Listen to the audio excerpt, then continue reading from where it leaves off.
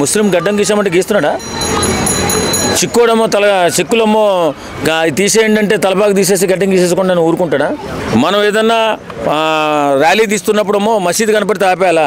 వందల మసీదులు గిరిచేస్తున్నారు, ఇంకా ర్యాలీలు తీసుకోవడం మనం ఆపేసి ఆ మసీదులకి వాళ్ళకే పర్మిషన్ ఇచ్చేస్తే పోద్దు కదా. ఇంకా హిందువులకి ఎందుకు అధికారాలు అవకాశాలు?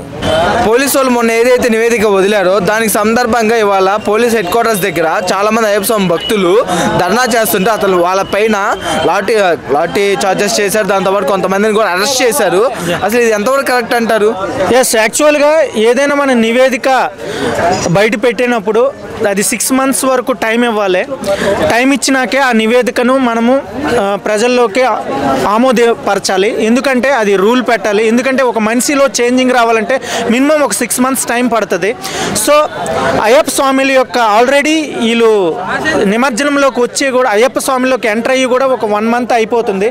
ఇప్పుడు సడన్గా ఇది ప్రభుత్వం రిలీజ్ చేయడం వల్ల వాళ్ళు కొంచెం ప్రభుత్వ ఉద్యోగులకి సమస్యగా మారింది. ఎందుకంటే అయ్యప్ప స్వామిలు 41 days నిగ్రహంగా పూజలు చేస్తూ ఎటువంటి సేవింగ్ కానీ కటింగ్ కానీ లేకుండా ఏ విధంగా తన శరీరము డెవలప్ అవుతుందో అదే విధంగా వదులుతూ భక్తి శ్రద్ధలతో వాళ్ళ యొక్క పూజల్ని వాళ్ళు నిమజ్జనంతో దైవభక్తితో గడుపుతూ ఉంటారు. సడన్గా ప్రభుత్వం ఇందులోకి ఇన్వాల్వ్ అయ్యి గవర్నమెంట్ ఇన్వాల్వ్ అయ్యి మీరు సేవింగ్ చేసుకోండి, హెయిర్ కట్ చేసుకోండి అని రూల్ తెచ్చారు. అది కొంచెం బాధాకర విషయం. ఇది కొంచెం మాట్లాడుకొని డిస్కస్ చేసుకొని క్లియర్ చేసుకుంటే బాగుండే. ఇలాగ ధర్నాలు చేయడం అనేది అయ్యప్ప స్వాములకు కూడా కరెక్ట్ కాదు. అలాగే ధర్నా చేసిన వాళ్ళని డిమాండ్ చేయడం కొట్టడం అనేది కూడా ప్రభుత్వంది కూడా కరెక్ట్ కాదు. దీన్ని కూర్చొని మాట్లాడుకోవాలి. నెక్స్ట్ సేవింగ్ చేసుకుంటే దేవుడు ఏదైనా సమస్య ఉంటుందా లేదనేది క్లారిటీ మనకి రావాలి. అది పెద్దలు పంతు ఉంటారు కదా గురుస్వాములు, వాళ్ళ దగ్గరికి వెళ్ళి వాటి యొక్క రిజల్ట్ తెలుసుకొని దాన్ని ఫాలో అవ్వాలని నేనైతే కోరుకుంటున్నాను. కాకపోతే ఇలాగా ఎందుకంటే ఇది భారతదేశం హిందూ సాంప్రదాయ దేశం కాబట్టి దీనికి కొన్ని కట్టుబాట్లు ఉంటాయి. ఆ కట్టుబాట్లు మనం గవర్నమెంట్ జాబ్ వాళ్ళు దీంట్లోకి ఇన్వాల్వ్ అవ్వాలా వద్దా అనేది కూడా తీసుకోవాలి, డెసిషన్ తీసుకోవాలి. తీసుకున్నాక ఆ డెసిషన్ వాళ్ళకి అమలు వదిలేయాలి, ప్రజలకే వదిలేయాలి. మళ్ళీ దీన్ని ఎప్పుడు పడితే అప్పుడు సమస్యలు క్రియేట్ చేయడం కరెక్ట్ కాదు. ఇలా అవడం వల్ల హిందువుల టైంలో హిందూ సమస్యలు, ముస్లిం టైంలో ముస్లిం సమస్యలు ఇలా వస్తాయి. ఈ సమస్యలు రాకుండాలంటే ఫిక్స్ ఒక రూలు పాటించాలని నా కోరిక బ్రదర్. మరి ఈ నియమాలన్నీ హిందూ భక్తులకేనా? ముస్లిమ్స్ వాళ్ళు కానీ రంజాన్ టైంలో లేకపోతే క్రిస్టియన్స్ క్రిస్మస్ టైంలో బాగానే సెలవులు తీసుకుంటారు, లేకపోతే ముస్లిమ్స్ అయితే ఆ రంజాన్ టైంలో అచ్చంగా వాళ్ళు కూడా ఒక పొద్దు ఉంటూ ఉంటారు, గడ్డం షేవింగ్ చేసుకుని ఇవన్నీ. మరి అప్పుడు వాళ్ళకి నియమాలు పెట్టకుండా ఉంటున్నారు కదా. ఎస్, ఇది భారతదేశం అనేది సార్వభౌమాధిక మతం. ఇది సార్వభౌమాధిక మతం. ఇక్కడ అన్ని భాషలు అన్ని మతాల వారు ఇక్కడ జీవిస్తారు. కాబట్టి ఏ భాషని కూడా మనము కించపరచకూడదు. అన్ని మతాలని అన్ని భాషల్ని మనం రెస్పెక్ట్ చేయాలి. సో ఇది అన్ని ఒక రూల్ గవర్నమెంట్ నుంచి వచ్చిందంటే ఆ రూట్లు అనేది అన్ని మతాలకి అన్ని కులాలకి అన్ని భాషల వాళ్ళకి వర్తించాలనేది నా డిమాండ్ బ్రదర్. సో ఇప్పుడు ఏదైనా అయ్యింది దాన్ని కూర్చొని మాట్లాడుకొని నెక్స్ట్ 2016లో ఇలాంటి లోటుపాట్లని మార్చాలని నా నివేదిక బ్రదర్. That's it. అయితే మరి ఇప్పుడు 26 అదే సరే. అయితే ఇప్పుడు ఈ నివేదికలో ఇప్పుడు ఏదైతే హిందూ చట్టాలకు పెట్టినట్టుగానే ముస్లిం చట్టాలకు కూడా లేకపోతే ముస్లిమ్స్ లేకపోతే క్రిస్టియన్స్ వీళ్ళందరికీ కూడా చట్టాలు తీసుకొచ్చిద్ది అంటారు ఈ గవర్నమెంట్ ఈసారి? ఇక్కడ హిందూ ముస్లిం అనేది ఏమీ ఉండకూడదు brother. All Indians my brothers and sisters అని ఒక వర్డ్ ఉంది కదా, అది మనం పాటించాలి. అందరినీ రెస్పెక్ట్ చేయాలి. అందరికీ ఒకే రూల్ ఉండాలి. ఎవరు మతం వాళ్ళది, ఎవరు కులం వాళ్ళది, వాళ్ళ రెస్పెక్ట్కి వాళ్ళు వదిలేయాలి. కానీ ఇండియా అంటే ఒకటే. India is a unique India. That's it. There is no only India. That's it. మనకు కొన్ని నియమాలు ఉంటాయి. ఆ నియమాల ప్రకారం మనం స్వమాలు వేసుకున్నప్పుడు సేవింగ్ చేసుకోకపోవడము, తర్వాత తప్పనిసరి పరిస్థితుల్లో కనీసం ఒక కండవా అన్న గవర్నమెంట్ ఉద్యోగం అయినా ఒక కండవా మాల మాత్రం కంపల్సరీ ఉంటుంది. కండవానే వేసుకుని బొట్టు పెట్టుకుని షేవింగ్ చేసుకోకుండా ఉండే సాంప్రదాయం మనకుంది. ఈ మధ్య పోలీస్ డిపార్ట్మెంట్ అలా ఉండడానికి కుదరదు.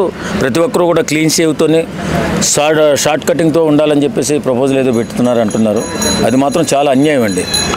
నేను ఎందుకంటున్నానంటే అన్యాయం అని, ఇంతమంది సిక్కులు ఉన్నారు, ముస్లిమ్స్ ఉన్నారు, కొంతమంది ఇంకా కొన్ని వర్గాలు ఉన్నాయి. వీళ్ళెవరికి లేని నిబంధనలు హిందువులకి ఎందుకు? కావాలని ఇష్టానుసారంగా హిందూ దేశంలో హిందువులు అణగదొక్కడానికి చాలా ప్రయత్నాలు జరుగుతూ ఉన్నాయి. దాన్ని తీవ్రంగా అయ్యప్ప స్వాములు ధర్నా చేస్తుంటే వారిని నిలువరించడం కూడా చాలా తప్పే. ఎందుకంటే మనకు సాంప్రదాయాలు ఉన్నాయి, సనాతన సాంప్రదాయాలు ఉన్నాయి, మనకు కట్టుబాట్లు ఉన్నాయి. ఈ కట్టుబాట్ల ప్రకారం, ఈ సాంప్రదాయాల ప్రకారం మన దైవజ్ఞానంలో ఉన్నప్పుడు, దైవ పూజలో ఉన్నప్పుడు మనం మన జాగ్రత్తని, మన నిబంధనల్ని మనం పెట్టుకుని మనం ఉన్నప్పుడు దాన్ని నియంత్రించే ఒక అధికారం ఏ ఒక్కరికి లేదండి. ముస్లిం గడ్డం గీసామంటే గీస్తున్నాడా? చిక్కోడమ్మో చిక్కులమ్మో తీసేయండి అంటే తలపాకు తీసేసి గడ్డం గీసేసుకుంటే నేను ఊరుకుంటాడా? కాబట్టి నేనేమంటానంటే ఏదేమైనా హిందూ సాంప్రదాయాలను అణగదొక్కాలని చెప్పి డిపార్ట్మెంట్లు చూడడం కరెక్ట్ కాదు. ఇది చాలా తీవ్రమైన గొడవగా మారి మళ్ళీ అల్లకల్లోలమై మళ్ళీ పోలీసు ఇబ్బందులు పడేటటువంటి కార్యక్రమాలు జరుగుతాయి. కాబట్టి ఖచ్చితంగా ఒక వెసులుబాటు కల్పించాలి. 40 రోజులు స్వామిమాలేసి ఆయన నిష్ఠతో నియమాలతో పూజ చేసుకుంటున్న కార్యక్రమంలో నువ్వు గడ్డంగి, నువ్వు బొట్టు పెట్టకు, నువ్వు బట్టలు వేయకు, ఏంటి సాంప్రదాయం? ఇలాగ ఇష్టానుసారంగా హిందువులను ఇబ్బంది పెట్టే కార్యక్రమాలు చేయకూడదు ఎవరు కూడా. అది ప్రభుత్వం దీనిపైన సానుకూలంగా స్పందించి వెసులుబాటు కల్పించాలి. ఇష్టానుసారం ఏదో హిందువులకి కొన్ని పండుగలు మన హిందువుల పండుగలు వస్తే మళ్ళీ పర్మిషన్స్ ఎక్కువగా తీసుకోవాల్సి వస్తుంది. ఇదేందో విపరీత ధోరణికి వెళ్ళిపోతున్నాయి ప్రభుత్వాలు. అదే మొన్న చూసుకుంటే కనుక మొన్న ఖైరతాబాద్ వినాయక చవితి అప్పుడు కూడా ప్రతి ఒక్కళ్ళు మసీదుల దగ్గర ఉన్నప్పుడు కనుక ఖచ్చితంగా సౌండ్లు తగ్గించుకొని వెళ్ళాలని చెప్పి కూడా సర్క్యులర్ వదిలేరు. ఎందుకు తగ్గించాలంట? మరి వాళ్ళు అంటే ఎందుకు తగ్గించాలి? సౌండ్లు ఎందుకు తగ్గించాలి? మసీదు దగ్గర నుంచి వెళ్తుంటే సౌండ్ ఎందుకు ఆఫ్ చేయాలి? అంటే మరి తెల్లవారుజామున వాళ్ళమ్మ పూజలు చేసుకొని పెద్ద పెద్ద పెట్టేసి చేసేసుకోవచ్చా? మనం మాత్రం తెల్లవారుజామున 5 గంటలకేమో అది దేవుడి గీతాలు పెట్టుకోకూడదా? మనం ఏదన్నా ర్యాలీ తీస్తున్నప్పుడేమో మసీదు కనపడితే ఆపేయాలా? 100 మసీదులు గిరిచేస్తున్నారు, ఇంకా ర్యాలీలు తీసుకోవడం. మనం ఆపేసి ఆ మసీదులకి వాళ్ళకే పర్మిషన్ ఇచ్చేస్తే పోద్దు కదా. ఇంకా హిందువులకి ఎందుకు అధికారాలు, అవకాశాలు? కాబట్టి అది ఈరోజు కొంతమంది సౌండ్ మీద లాఠీ చార్జ్ చేశారు, దాంతోపాటు అరెస్ట్ కూడా చేశారు. అసలు వీళ్ళకి ఇంత ధైర్యం ఎందుకు వస్తుందంటే ఈ పార్టీ ఏదైతే ఉందో ఇప్పుడు ఇక్కడ అధికారంలో ఉన్న పార్టీ మొన్న ఒక సీటు గెలవంగానే ఇంకా మనమే రాజులం అనుకుంటుందా ఏంటి? కాలం ఎప్పుడు ఒకేలా ఉండదు తమ్ముడు. నేను చెప్తున్నా విను, కాలం ఎప్పుడూ ఒకేలాగా ఉండదు. నిజమే, అర్థమవుతుందా? ఏదో ఒక సీటు గెలిచామనో లేకపోతే అధికారం వచ్చిందనో కళ్ళు కనపడకుండా ఉంటే వాళ్ళకి తగిన గుణపడడం తప్పనిసరిగా కాలమే చెప్తుంది సమాధానం. ఏమంటానంటే ఇంత వెసులుబాటు కల్పించకుండా, ఈ వెసులుబాటు కల్పించకూడదని వాళ్ళ చట్టాల్లో ఏమన్నా ఉన్నదా? ఆ నిబంధనలు ఏమన్నా ఉన్నాయా?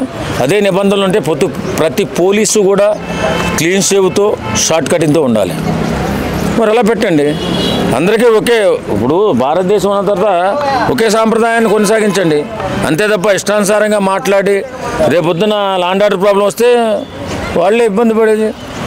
కాబట్టి ఇప్పుడు 40 రోజులు అయ్యప్ప మాల వేసి అకుంఠిత దీక్షతో కింద పడుకుని చెప్పులు లేకుండా దైవజ్ఞానంలో ఉండి దైవాన్ని 40 రోజులు సేవించి దైవ దర్శనం చేసుకుని ముగించుకునేటటువంటి ఈ మాత్రం వెసులుబాటు కూడా ఇవ్వకుండా ఇష్టానుసారంగా ప్రభుత్వాలు నడిపితే తర్వాత ఫలితం ఎలా ఉంటుందో హిందువులే చూసుకుంటారు.